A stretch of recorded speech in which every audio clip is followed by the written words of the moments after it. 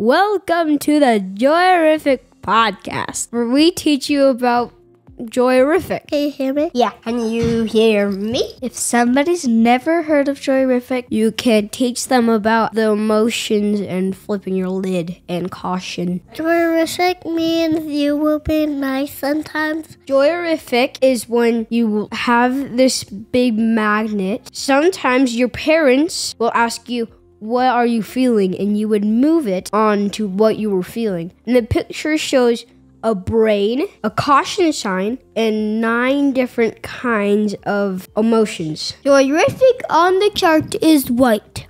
Actually, the red one is angry. Blue on the chart is sad. Sad doesn't have ears. You're the only person who can move your magnet. There's also the brain. It shows both halves of your brain. The top half is when you think. What if your brain isn't communicating? Yeah, one part of your brain isn't communicating, and so you're being very mad. Or big emotion. JOYrific means the ability to analyze one's self-emotion and to act accordingly. JOYrific is just self-regulated. JOYrific is when you share your emotions, or you know how you share your emotions, or when it happened, or how you express them. JOYrific is a chart that was developed by my mother and my grandmother. Help you self-regulate, build your emotional intelligence in situations where you might not feel super comfortable, to understand your emotions. And as soon as you can understand your emotions, you can know how to deal with them. That's what JOYrific means. I really like that explanation. We made a game called QT Taco Time that has JOYrific things in it.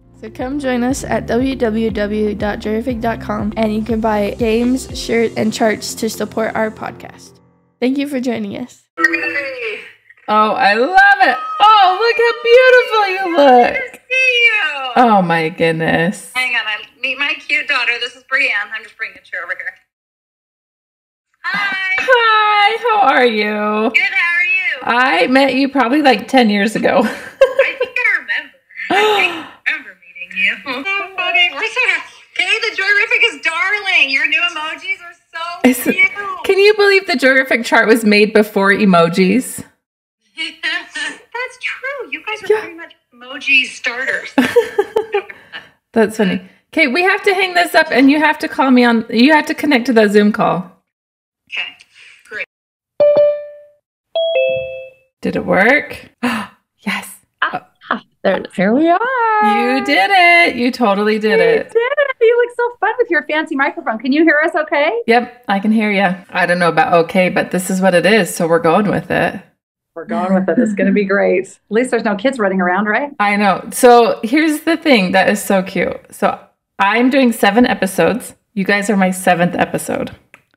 Have you already done the others? I'm close. I'm almost close. And then I'm going to launch them all for my 40th birthday. Aww. Isn't that so fun? So this is your introduction. I have your introduction here by my 7th child. Let's see if you can hear it. Adelaide, what does JOYrific mean? Happy. It means really excited and kind and happy and joyful. I want to talk about my teeth though.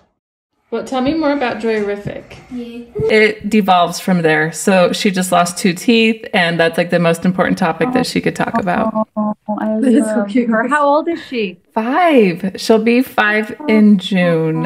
Oh, I love that. Isn't that crazy? Those little ones like sugar. That's what we say all the time. They're just like sugar. They're so joyful. So cute. So I don't really have a solid introduction. My 17-year-old can do a much better introduction. So I'm going to need... Keep us with a 2-year-old. They're 5-year-old. That's perfect for us. So you guys need to introduce yourselves. Tell us how you know it, how you've come, how you're even involved with JOYrific, and then introduce both of you. Do we know about your mom? Is your mom introduced at all on this? Because that's how I found out about it, was your mom. No. Well, we've kind of mentioned my mom along the way, but go for it. Okay. I was going to girls' camp. Well, it was a camp for girls ages 12 through 18. And I was helping as a camp cook. And when I went, I was the last person there. And they said, here is your bunkmate. And it was your mom. And right when I walked in the tent, there was the original JOYrific chart was right between our two cots, just front and center right there. And I was immediately drawn to it. And I said, tell me about that. What is that? And she told me about it, and I just loved it. And as a mother of 7 children, there's lots of feelings and emotions. And I was so interested in the concept of helping children be able to better express their emotions and to be able to identify them and to understand them. And we stayed up till the wee hours of the morning, I think every morning, just laughing and laughing. So when we were done, I asked her to come and teach it to our children. And that's how Brienne found about it. So my name is Shauna Earl. This is Brienne Earl, my oldest daughter, the oldest of 7. She is now a 5th grade teacher, and you can introduce yourself. Yeah, I'm Brienne Earl. I teach 5th grade, and I learned about JOYrific from my mom. And you were a teenager. Yeah. She was 12. I was at the summer camp. So I was the reason you were at the summer camp. Yeah. She was 12 years old when we learned about it. That's amazing. So I was just a mother of 5 children now that I think about it. You only had 5. Time. Yeah. Now that I think about it. What year was that? You were born in 99, so it would have been 2011, probably. 2011. Yeah. So, and we created the JOYrific chart in 2010. So you were like right there, one of the first families. And she was still chewing it over, like it was still a work in progress. And that's why she had brought it there to kind of think it through. And it was great. You guys were just ahead of me. So your oldest was 12 when my oldest was 5. And so there you were 7 years ahead of me with all of your kids and all of your chaos and all of the things. And it just spoke to you. Just today, I was with another friend and she'd never heard of JOYrific chart, the JOYrific anything. And I said, oh, I'm recording a podcast today. Shauna can introduce the chart to you. So if you had somebody that had never heard of it, what is it that you would say to them? What I love about the JOYrific chart is it is a chance for moms and children, well, just parents and children, families, to talk about their feelings. And so the middle row is where you live most of the time. It's the happy, the kind, I should say, the patient, just the kind of that middle of the road where we spend most of our time. And sometimes we're super happy. We're really excited. We're really hopeful. Something big is going on. And sometimes it's what they call living low, where you're down at the bottom and things aren't going so well. You're whiny, you're fussy, you're hurting, you're crying. The temper tantrum's the worst. Or I shouldn't say the worst, but the biggest emotion of them, the biggest negative emotion. And JOYrific is the biggest positive emotion. And so we put our magnets on those boards, and we kept it on our fridge for years and years. And I still have it on my fridge. The children put their magnet, their name. Each one had like a magnet we use Scrabble pieces with their initial on it. And they can't move each other's magnet. You can only move your own magnet. And then they would just move the magnets where they were feeling throughout the day. So I mean, they don't really move their magnet all the time, but when it really comes into play is when they're living low. So, or when they want to communicate an emotion, when they're really excited, they would put it up there, or when they really were sad. And what I found with little children is a lot of times they would move it when they were upset, but they couldn't really talk about it right then, because as you'll notice on those little emojis, there's no ears on those. And that means they can't listen and they can't really talk right then. The emotions are just too big. So I got a lot of use out of that chart after they felt better. One of my favorite parenting books is Positive Discipline by Jay Nelson. And she talks about that positive timeout, meaning they're not in trouble, but they just need to kind of go re-engage the logical mind. And it dovetails beautifully with JOYrific. And so when they felt better, when I just said, we want you to feel happier. We want you to feel better. Let's kind of get you to a place where you feel better. We'd give them water. They'd have little snacks, whatever they needed to kind of feel better. Brienne had a place in her room that she would set up as kind of her place where she would go when she was needing a minute, and she would go up and kind of pull herself back together. And that's where I found the JOYrific chart to be super powerful, is when they would come back and their logical mind was re-engaged. They had communicated where they were by putting their magnet. I knew they were mad. You don't really need the magnet at that point. You know where they're at. But it was later that they could come back, and there's that little chart on the side that explains why they might be feeling those ways. So are you hungry? Are you tired? Does your body hurt? And then we said in our family, do you need a hug when the kids were little? It's the one for, do you need attention, or your expectations not been met? That one. As they got older, we explained that a little bit more. But when they were very small, like 3 years old, we just said, do you need a hug? And that's where I think the JOYrific Chart is so powerful, is that they would come and put their magnet on that sign. Sometimes when a kid was really mad, they would just put the magnet right on the sign of what they needed. They wanted to communicate to me like, I'm tired, I need a hug, I'm hungry, whatever it was. But if they were too if the emotions were too strong in the moment, I loved coming back to that and just saying, I could tell you were so sad and so upset. Tell me what you were feeling and where can you put your magnet? What was the concern that you had? And then I love to teach children, even as young as 3, that they can change that they have the power to take care of any one of those problems. So I just told them in our family, like, if you ever are tired, you can always take a nap in our house. And if you're hungry, this is how you make a peanut butter sandwich, or here's the snack box, or you can, these are the treats you can eat whenever you want, the snacks, you're always welcome to these if you're hungry. If your body hurts, here's where we keep the Band-Aids, because usually at that age, that's what they need. Here's the Band-Aids. And if you need a hug, we just reassure them how much we always love to come give them a hug and to just come tell us that you need a hug right now, or you're frustrated. So to us, it was just a really beautiful, and still is, but it's a talking piece. It's a place that helps them understand that they need help, and what help do they need? And even better, how can they solve their own problems by understanding what it is and then taking care of it. I think so many times we spend so much energy just being upset and not being able to communicate the need that it blows up before we can ever, it just takes too much energy to get to the place where we can solve the problem. And I think JOYrific is a master tool at helping kids solve the problem way back here. I shouldn't say solve, identify the problem way back here with a lot less energy on everyone's part. And then it gives more energy to solve it. I also think it's empowering for children to realize that mom and dad and siblings, we're all on their team. So when they have those big emotions that can be seen as super negative or frustrating to others, the truth is we want them to feel better. We know that they don't feel good feeling that way, and we don't feel good when nobody likes that when they're there. So the whole goal is, how do we help them to get back in control as quickly as possible? And then we can kind of come back and process it a little bit with that.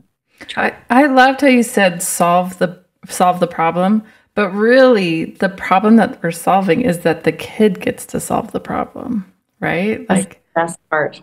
That is the best part.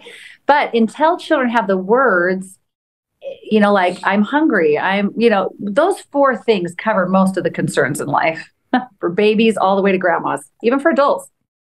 They cover most of our problems. And so in one shape or form. And so I think with little children, it's just so empowering to say, here's what I need. And we're all happy to fix it. I mean, we're all happy to support them in fixing it or give them what they need. Nobody wants a hungry child or a tired child. We all want to help. But sometimes we just don't know what it is. So when they can figure out what it is, it makes all of our lives better. I love that. We have ours on our fridge. And then we also have one by our stairs. And we do like thinking stairs a lot, and like sit on the stairs. Like it's kind of a central place. And I have had 4-year-olds that have sat on the stairs, looked at the chart by themselves, because I'm kind of there, but like letting them like have their space. Mm-hmm. And then they climb up the stairs, go to their room, lay on their bed, and take a nap. Without ever having to say anything, they were just able to identify it and then go and rest. And it wasn't a punishment. It was what they chose to do. They knew that they needed it. And I just feel like it's just the most beautiful skill to learn, because then when you become an adult, you can regulate your own emotions better, because you're teaching them to regulate their own emotions as a little child. Yeah. And the truth is that never really changes. We all have the same general emotions and same general needs. And I think when we learn to regulate that as a child, it makes our adult life a lot easier. Yeah, especially because I have the best story that I want to tell. This is the story of when we were at a family reunion and we had a little cousin who is just in general a sensitive personality with big emotions. And without any of us knowing, all the parents were busy inside. We were all inside. There were no parents out there. And this is the cutest story about Brianna and this cousin. And she was 12, right? Brianna, how old were you? 12, 13? We're in there. Yeah, something Maybe like 13. that. Yeah. Something like that. I don't remember exactly what happened. I just remember he was frustrated or upset about something and he stormed off. And I went over and was talking to him, and he was just really upset and couldn't really vocalize why he was so upset. Then, so I just went through like the chart, was like, well, are you hungry? It's like, no. Are you tired? It's like, no. Are you hurting? No. Have your expectations not been met? And he's like, what does that mean? And I was like, okay, you're right. I didn't explain that. So I explained more of like, well, sometimes when we want something and we don't get it, or it doesn't turn out the way we wanted it to, or the way we hoped it would, that's frustrating. And we feel frustrated when that happens. And he was like, yeah, that's what I'm feeling. So then that was empowering for him to then say, okay, wait, my emotions are not being met. My expectations are not being met right now. And so how can I have them be met? And so we talked about a way to, for whatever the problem was, we talked about a way of how we could meet his expectations for that situation. And he felt better. The cute part of the story is his mother had caught wind that there was a scuffle out there. The cousins were out on the trampoline. There was a little scuffle. She'd caught wind of that. So she went out to help. And she put him downstairs in the basement just to have some quiet time for a minute to really engage his logical mind without realizing what she was doing. But she's just a wonderful natural mother, and she knew he needed to cool off. So she let him cool off for a minute down there. And then she went downstairs and says, Andrew, how are you doing? And he says, Mom, my expectations haven't been met. He was like 6 years old or something. He was little. And she was so confused. She was like, wow, okay, tell me more about that. And he explained the story, that the whole story, what had just transpired. And she came up and told me what had happened. And that's how we got this cute story of how cousin helped a cousin kind of figure out what was going on. And it was a cute story. Oh, that's awesome. I love that. I love that so much. And that gave me hope because I had then like 6 and under, my 5 little kids. And it gave me hope that when they were teenagers, like they would grasp it and understand it and then help others. And I loved that story. I've always loved that story. So that's what she does all the time now. Tell them about your classroom and how you use it there. Yeah, I use it all the time. I use, without even necessarily referencing the poster all the time, I just reference kind of that chart all the time. But I have the poster in my classroom. I have one of the original JOYrifics in my classroom on my whiteboard. And I teach 5th grade, like I said, so 10 and 11-year-olds. And there's a lot of times when they come in and they're feeling really big emotions, but they don't know how to say it and they can't vocalize it. So it kind of just helps give kids words to what they're feeling and helps them be able to communicate what they're feeling and identify what they're feeling. But sometimes I find that they know what they're feeling, but they don't know how to say it. And so then when I can go through and say, okay, let's go through, like, and break it down into smaller pieces that they can identify as helpful. So are you hungry? Are you tired? Expectations, have they been met? Or are you hurting? And then we can go from there and then find a solution from there, and breaking it into smaller chunks is helpful for them. So as you do it in your classroom, like starting back in August to now, which it's like April, tell me how the kids do it differently. Because you don't live with these kids, you're not their parent, like you're just there as their teacher. How do they start grasping it from August to April? When do you feel like they really understand it and can communicate that better with you? I would say probably around like January-ish, like Christmas time, January-ish, is when there's kind of a maturity shift where they kind of go from like, okay, yeah, this is the way we do things in 5th grade. This is our, this is our routine. This is how we do things. And I think that's when they can kind of come more to me and say, like, Miss Earl, I'm hungry. We say, okay, how are we going to fix that problem? And then they can help me come up with some solutions and some ways that we fix it together. But I would say probably like November to January-ish is where I kind of see a shift of kids where they realize like they have that empowerment to communicate. That's awesome. Tell us more about your calm corner or your whatever it is that you call it in your classroom that they get to go to. Yeah, so I have a calm corner. That's what it's called. It's just a little desk in the corner, and there's kind of some like fidget toys and some just I have little posters back there of like how do we, regulate ourselves and how do we kind of work through our emotions and identify our emotions. And we talk about it right at the beginning of the year, like this is what it is. We have a calm corner. We use it for these purposes. And really, it's for anyone who feels like they need it, whether you're feeling any of those big emotions. That's what it's for. So you're feeling really sad. Maybe you're feeling too excited and you need to reel it in a little bit. Maybe you're feeling frustrated, or maybe you're feeling anxious. Any of the big emotions that come in life, then you can go to the calm corner. And the way it works is they just say, hey, Miss Earl, can I go to the calm corner? And then my answer is always yes. And there's a little timer back there. So they can set the timer and for 5 minutes, and then they just get to have 5 minutes to themselves. So, and whatever they choose to do back there is up to them. There's a little like notepad. They can draw if they want. They can play with the fidget toys. They can get a drink of water. They can like look at the posters. They can do breathing exercises. There's a little book back there. There's all sorts of like tools that we've talked about throughout the year of like how we can regulate our emotions. And so they get to go back there, and then 5 minutes later, they come back to their seat. But what I do is I'll always go over and check in at some point during that time and be like, hey, how are you doing? What can I do to help you? What's going on? And then that's a good opportunity for them to share how they're feeling and how I can help them, and lets them know too that I'm here to help and I'm on their team. I love one of the things that you said is that you would, like, when they come to you, you say, how would we solve that? And you don't just tell them how to solve it. Obviously, you know what it is that's happening to them, but you help them to solve it. Tell me more about that. And Shauna, anything that you've seen, or because you've raised her the right way. You're doing a great job. Thanks to JOYrific. Yeah, it's something that they kind of get frustrated with me about sometimes, where they're like, just tell me the answer.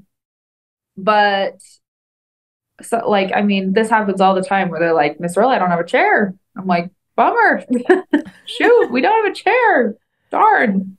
How can we help? Like, how can I help you with that? And they're like, okay, well, I guess I can go get a chair. I'm like, there you go.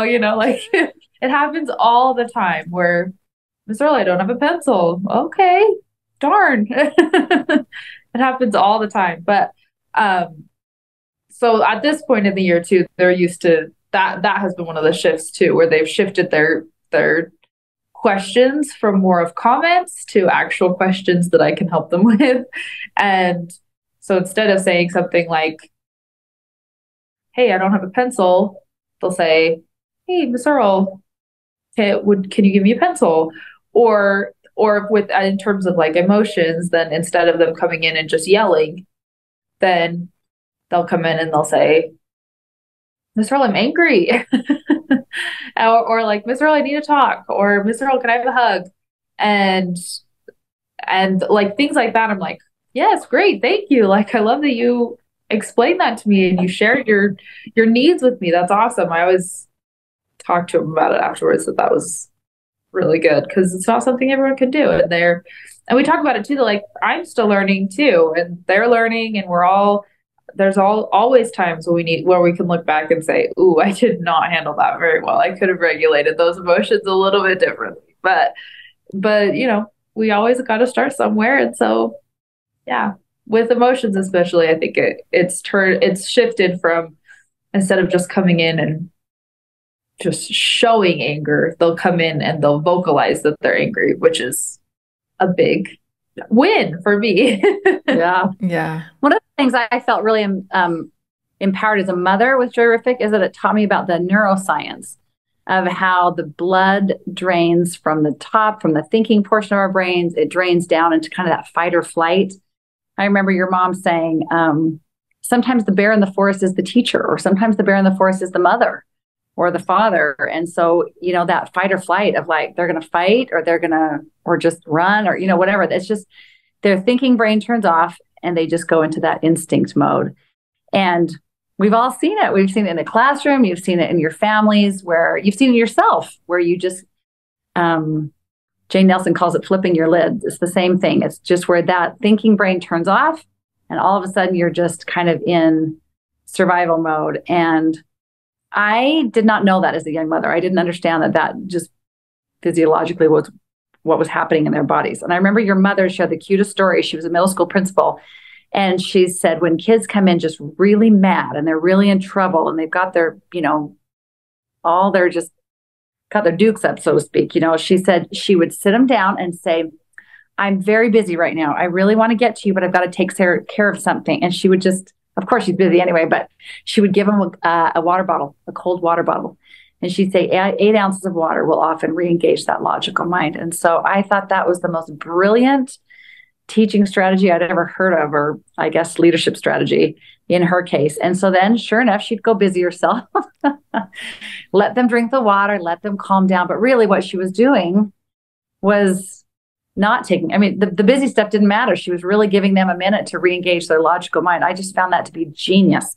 And mistake I made as a young mother is that I thought, I was preaching the lesson right then when they were mad. I just didn't understand this concept that there were no ears. They could not hear. It was going in, they were too upset. It just didn't matter. To try to reason with an upset 2-year-old was useless. But I didn't know that as a young mother. I thought I should teach the lesson right then when they were falling apart, And so JOYrific for me was super helpful, because when I realized that this is just what was happening in their bodies, that this is just how our body responds, then all of a sudden, it wasn't a personal defiant attack. I didn't get so upset anymore. I just understood, oh, I get it. They just have flipped their lid. They just can't think right now. And so that ties into this notion of like, how do we help you feel better? So again, then I become on their team. Like, this is out of control. You don't feel happy when you're out of control. I don't feel happy. Nobody likes it when you're out of control. So let's take a minute, drink a glass of water, or get a granola bar, or whatever you need, or just be in your room for a few minutes. One of my children was very strong-willed, and when they would leave angry, I learned to just finally let them go have a minute in their room and to be, and they would always come back sorry. They were always, but timeout never worked for that child, because then they were the victim. They were upset. They were, it was just, I became the forest. They were just mad. But if I would let them have a minute to calm down, they always came back sorry, and they could see it, and we could talk about it. And it was a learning experience instead of one where they just dug their heels in deeper and they were more angry and more upset. If that makes sense. Like almost more. So I love that piece of JOYrific. I feel like as a mother, it was one of my biggest parenting wins, was just to understand how our brain works. I love and that. How they're. Well, I love that. And the control aspect, because some of those very strong-willed kids, which I was one of those strong-willed kids. I have several strong-willed kids. They don't like being controlled. I don't like being controlled, but allowing them to have the full control. Only they can move their magnet.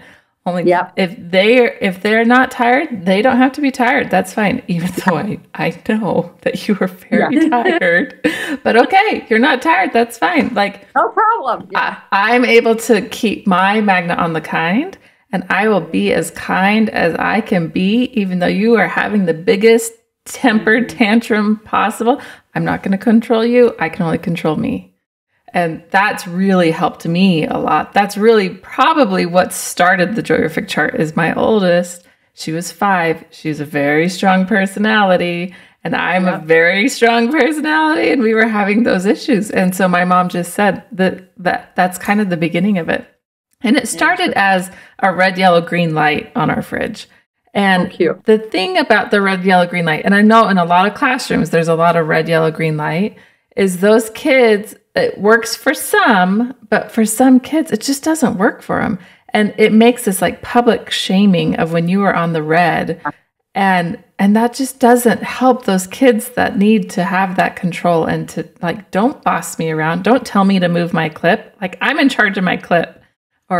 And that's where a lot of the history of JOYrific came, is my mom's experience in classrooms, helping these teachers to work with those kids that were hard to work with. And yeah. Oh, so my fifth grader, I have a fifth grader right now. We were talking about JOYrific, and I actually said, I said to her, Astrid, you need to explain to me what JOYrific is, because it's a made up word. She said, what? JOYrific's a made up word? You're like, Mom, what the? It's not in our house. We know what it is. Yeah, it was funny. And the thing that she said about it, she was like reflecting on what JOYrific was and what it meant. And she said, Mom, it means that you always say to us, I believe in you. Like, oh, that's really, really sweet. And she said, and I know it's because you're very busy. And your story about my mom makes that really funny, because my very busy is not always because I'm very busy. It's because I need them to solve it on their own. And she was actually making scrambled eggs when we were talking about this. And I had said in that conversation, I believe in you, because I don't know, she needed help with something or something. And yeah, that was a cute tie into what happened yesterday with her saying that. It empowers her. And then I just love seeing these kids grow up. And I mean, she has it in her classroom, but I've got other kids on missions and on, in college, and they don't have the JOYrific chart. It's just in their heart now. Like, it's in their minds now. They understand it now, that it's just these principles of how their body works and how their emotions work. And I tell my kids all the time, you're going to see this as adults. This does not change. The principles in JOYrific are ones that apply to 2-year-olds till you're 92, like forever. They're your whole life. We all have emotions, and we all, our minds still work the same way. And so it's simplified in a beautiful way for children, but I think the principles apply for all ages. And I feel like in many ways, it's such a simple, empowering tool, even for a 3-year-old, but really it reaps the even deeper benefits, I think, as they get older and go into young adulthood and to adulthood, where they can learn how to manage life with other people that may or may not have these skills and may or may not have this understanding, that they can just see the world through a JOYrific lens. Yes, I love that. My 17-year-old came home the other day and she said, Mom, it just blows my mind that people don't know about JOYrific. And she was just talking about how a kid at school, she was in a group project or something, and was like having this massive meltdown about what the ex-boyfriend did and the whatever. And she's like, only you can move your magnet. And this girl didn't know what she was meaning. And she's like, I can't believe that like 16-year-olds, 17-year-olds don't know this. It's true. Another interesting principle of the only you can move your magnet that I do like to also teach children is that you can only move your magnet, but your feelings do affect our whole family. So when you are whining, it hurts my ears, and then my body hurts. And so I can still control my actions based on that. You're not controlling me, but you are an important piece in our family. And how you regulate your emotions affects the rest of the family too. You matter in this family. You're an important piece of this. And so I love that. And it's same with your classroom too, right? Like every kid is an important piece of it. And that's why there's that calm corner, because we all need to function together. And we all help each other. When one has a meltdown, there is a measure of like, okay, they need a minute, or let's give them some space, or maybe they need help with something, like how can we help? When I had three little boys in a row. They're all big now, but they were 3 little boys in a row, and I call them my little pack of puppies, because there's always a ball flying and they were just buddies. But when one had their feelings hurt, I would often say, man down, we've got a man down. And they would go and like, how can we help that one, that needs it? So we do affect each other. So there's this notion that we are, agents unto ourselves to act and not be acted upon. That is a true principle. Only you can move your magnet. That is also a true principle. But another true principle is that we affect each other because we all live together. We're all a family. We're all in the same classroom. And what can we do to see the needs of others and to help each other's, including how can I regulate my emotions so that I don't negatively impact the entire family as well? As a mom. I think they realize, and as a mom, it's the same. Like, what can I do to, I have come to realize over the years that a mother's voice is a lot like a diffuser. Those little like I don't even have one, but you know what I'm talking about, like the little diffusers, and they diffuse the essential oils into the air and the whole house kind of smells like orange or whatever. I don't even have one, but I think a mother's voice, and you could say parent or teacher as well. Like, I think whoever's the adult in the room, so to speak, I think that is a lot like that diffuser. And if we spend our energy angry and upset and kind of diffusing that, the emotions on the living low, it spreads that around. And even though we only move our magnets, it does still diffuse that emotion into the family. And I think instead, if we spend, I think there's a lot of power in a mother's voice of saying things like, I believe in you. I've got confidence in you. But you can't blow smoke because kids will see right through it. You have to really mean it. But I think when we speak positively and when we help kids understand their emotions and when we help express our confidence in children, and a lot of I love yous and I see yous and that kind of things. It's like that diffuser that just kind of spreads through the air. And again, nobody can move my magnet, just myself. But I've come to realize that there's a lot of power, especially in the mother, in my voice and my tone of voice, in the words I say. I love that. That's what you're saying. I think also, because often, I mean, we both have big families. Often it's the teenagers. It was you at being the older kid that was in charge when mom and dad were away. And something that we tried really hard to do, and I want to hear what your perspective is on it too, is we tried really hard to say, like, the relationship is what matters. Because our oldest would want to control the situation and control the little ones. And I mean, they're not controllable. And so the relationship is what matters most. So I don't care if the dishes are destroyed or the house is a mess or all of those things. Like, I just care. And my husband says it all the time, relationship comes first.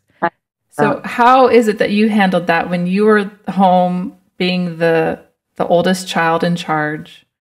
How did JOYrific kind of help you? And maybe you were terrible. I doubt it.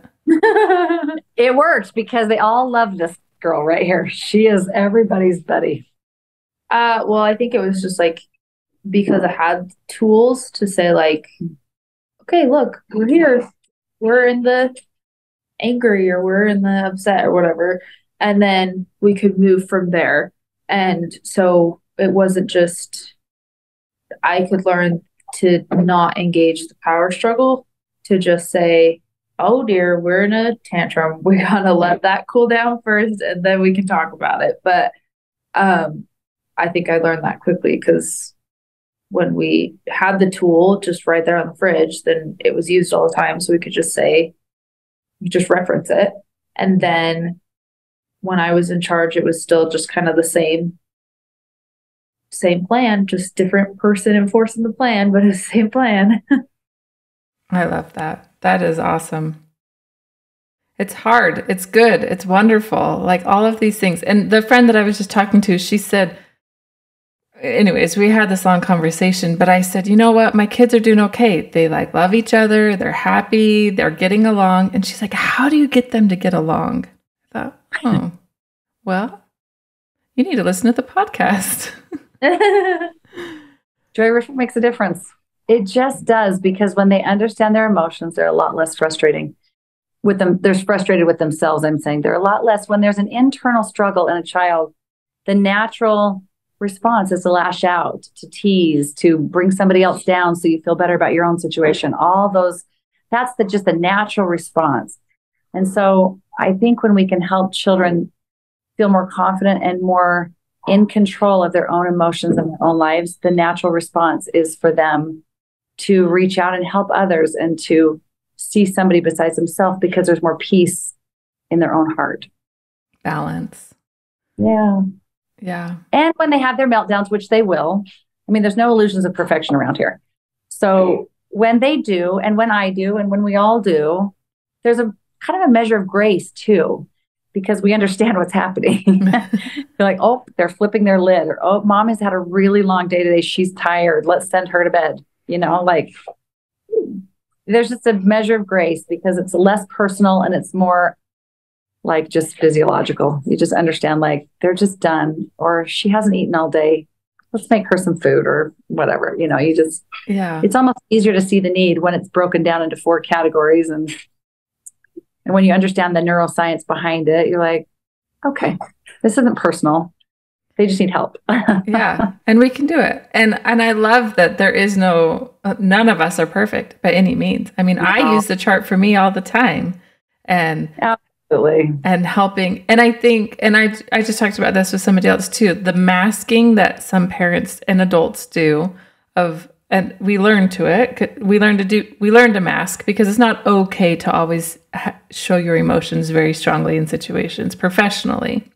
Yeah. But when you're in that family setting, helping them to know and understand that the professional setting and your home setting, it bleeds into each other, and it affects, just like school affects them at home, professional, like it's all intertwined, and this is our safe space. Yeah. So let's figure out how we can collaborate together and help each other out. So we do QT time. Have I told you guys about QT time? You have, but I don't think Brianne knows about it. Tell her. It's super cute. QT time, it's quality time together. And we set a timer for every year old that the kid is. So my 5-year-old gets 5 minutes, which actually young kids get so much endless time from a mom one-on-one because they're the babies.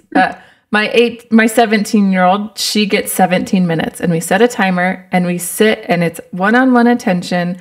I'm not looking at my phone. I'm not looking at other notifications. I am just here for you during this time.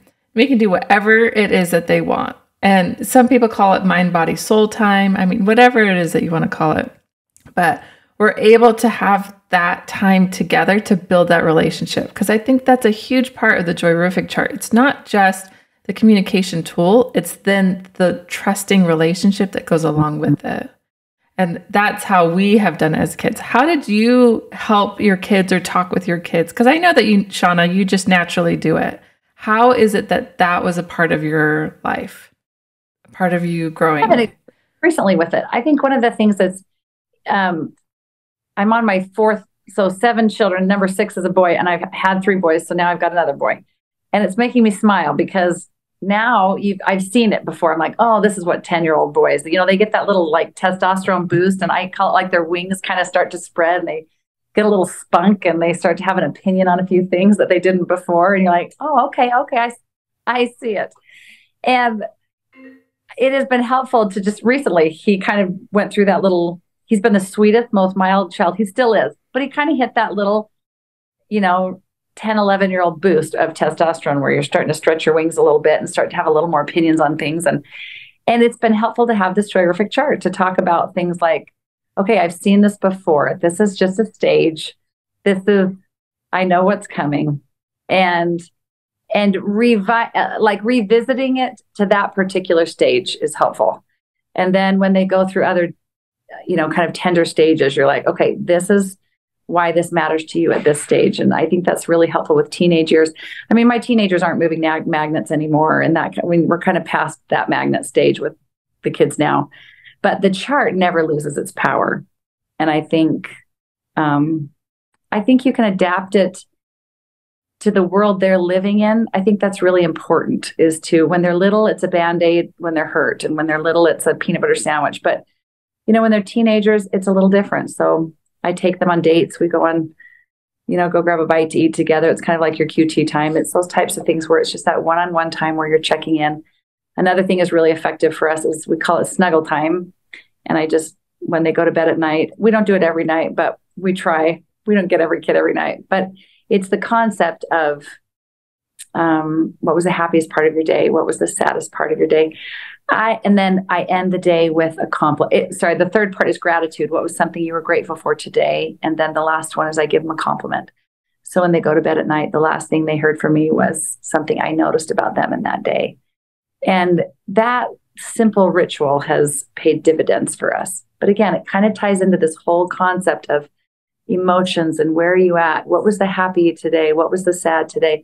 I have been shocked on many days when I thought I knew what happened in the day.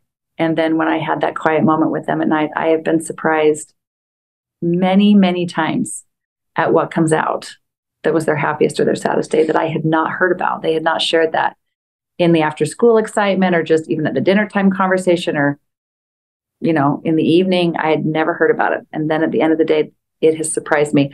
almost more times than not, I have been surprised by that answer. So, and then there's that that touch of gratitude to try to help them think of something, to be grateful for. And then I just love that little compliment. But I feel like JOYrific, just to go back to your question more specifically, I think that at different times in their life, they might need help fitting it into their particular circumstances, if that makes sense. Like, so when teenagers come home and they have hurt feelings because a friend wasn't kind, it's been helpful to be able to talk about that chart and try to delve into a little bit, like maybe that friend is hurting, and maybe, what's going on in that friend's life that is causing them to have these hurtful reactions to you or to the things you said today, or what's the need that they're missing, and how does that affect you, and how do you want to choose to respond to that? And same with young adults and relationships, and as they go on dates and those kinds of things. There's something powerful about the principles never change, but helping them learn to adapt that into the new situations and the new stages there. And whether it be the little 10-year-old boy that's stretching his wings a little bit, or the teenager that's going on their first date and feeling new emotions, or whether it's a child going to college and having new, experiences, maybe there's some new emotions there. Anyway, it applies to our whole lives. But as a parent, I think it's helpful to maybe help them see the application in the different stages. Because it gets you know what I mean? It's a little more than you need a Band-Aid and here's your granola bar.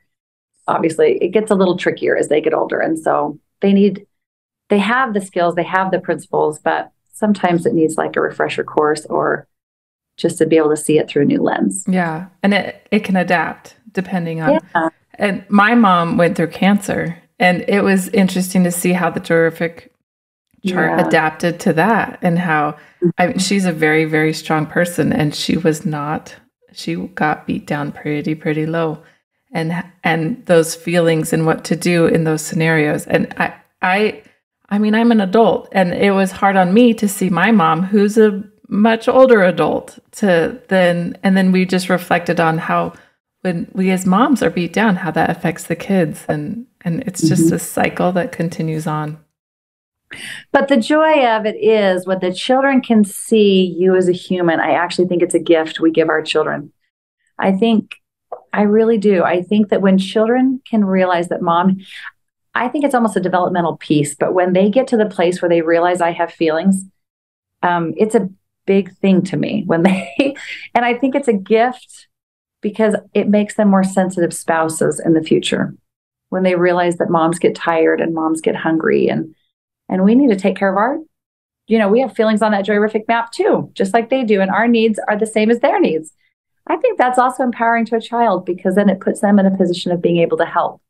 That same little 10-year-old boy loves to carry my purse up to bed for me at night, or he'll do all sorts of things, like come and, give me extra hugs when I'm feeling stressed, and he can sense it. He will be the first one to run up and come give me a hug, those kinds of things. But again, it shows that I'm normal and I'm real and I'm human. And I think sometimes kids think moms are just superheroes, which we probably are, right? But I'm kidding. I think it's important that they also see that we're human and that we're real, because it gives them permission to be human and real as they grow into adulthood. And as they have children someday, it gives them permission to say, it's okay that I'm tired. My mom got tired too. It's okay that I need a nap in the day. Naps are a healthy thing, not a sign of weakness. My mom took naps too, that kind of thing. Yeah. I think, mom got sick. It's okay if I get sick. This is just normal life. And I can expect, I can take care of myself. I can expect others to support me in that. I think it's super, super healthy for children to see that parents are real people too. I love that. I could do this for days with you guys. I just love talking. I love you. Oh my goodness. Is there any last advice or tips for those young moms or any teachers out there that are thinking about this and how it is that they could implement it and find success with the JOYrific? I feel like just take the pieces that resonate with you and try them. And then if it works, awesome, keep moving forward. If it doesn't, then adjust it and try something else. Yeah. But just take something and just try it. That was My awesome. biggest tip is to remember the part that doesn't have the ears. I was taught JOYrific once, and it wasn't until I sat through it a second time that I remembered that part again. So once I remembered that, I was grateful for that. So just remember on that little chart, some of the people have ears and some don't have ears. The ones that don't have ears, I think, is a powerful reminder to me as a mom of when to choose my teaching times. But most of all, just like Brianne said, give it a try and see if it blesses your life. It has been one of my very favorite parenting tools of all the parenting tools. And it's probably been the one I've shared the most with people because it's so simple. It's so usable. If you don't use the magnet, even if you just keep it on your fridge as a conversation piece, it teaches such powerful principles that you can make it as elaborate and as intricate as you want, or you can just use it as a teaching tool. But it has been probably one of my very favorite pieces of parenting. So thanks to you and your mom. Oh, I appreciate you guys coming on so much. I think the best part about you, Shauna, and being part of this is we could see the truth of JOYrific so easily. We created it. But then when you, who are a few years ahead of me, were able to see it and implement it, and it worked with your 12-year-old, and it just was really passionate. And I have felt so sad the last 10 years that I haven't really done anything with JOYrific. But now here it is. I'm at the stage you were that I'm able to, like, I can see those changes, and I can see, I mean, I've had 7 2-year-olds, and you just see that. And sometimes I get around moms where it's their first 2-year-old, and I think, oh, you know what? This is going to be just fine. They are going to make it through this. Not a problem. You're going to be okay. But you forget, and it's so, or you don't know, like, it's just so hard. I have a 1-year-old too, you know, and we were all there. I'm still there. My first is still my first. Yes. And my baby's always my baby, right? Like, it's, we're always learning as mothers. We've never arrived. I love that. I love that. Well, I'm going to hang up now because I could really talk for days. I love you. And you're awesome, and I appreciate it.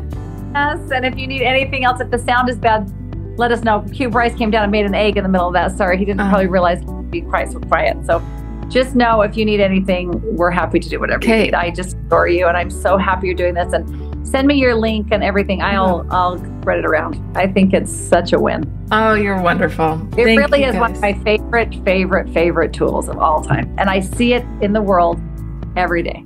And so, I love that. I've also, like any parenting thing I come across or I've seen, because I've done a lot of research, I think, oh, like that goes right here in the JOYrific chart. Like that little piece of truth you're talking about could fit right in here. That's why I love it. I feel like it's just this little super colorful, happy darling, very usable tool that makes parenting easier. So thanks. We love you. Wonderful. Thank you guys so much. Mwah. Together and play again soon. I want to come sit on your bed chairs in your cul-de-sac. Yes. Yes. You need to. Sit in the cul-de-sac and talk to her. I love that. Oh my goodness. Fly up. We'll see you soon. All right. Well, I love you to pieces. Love you too. Thanks. We'll chat with you later. See ya. Okay. Bye.